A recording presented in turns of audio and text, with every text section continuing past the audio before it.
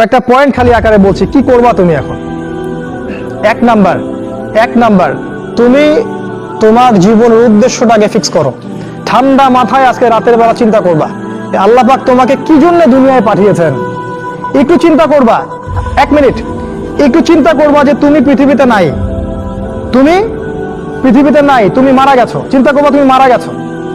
এরপর চিন্তা করবা তুমি যে মারা গেছো পৃথিবীর কারো কোনো সমস্যা হচ্ছে কিনা। তুমি যে মারা গেছো পৃথিবী কি থেমে আছে? তোমার পরিবার থেমে থাকবে? তোমার শিক্ষা, তোমার বন্ধু বান্ধব, তোমার আত্মীয় স্বজন কেউ থেমে থাকবে? কেউ থেমে থাকবে না।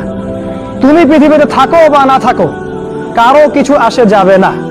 আল্লাহ পাক তোমাকে যে পৃথিবীতে রেখেছেন একটা সুযোগ খালি দিয়েছেন যাতে তুমি আল্লাহ দ্বীনের জন্য কিছু করতে পারো। এটাই আল্লাহ তোমার কাছে চান, আর কিচ্ছু চান না।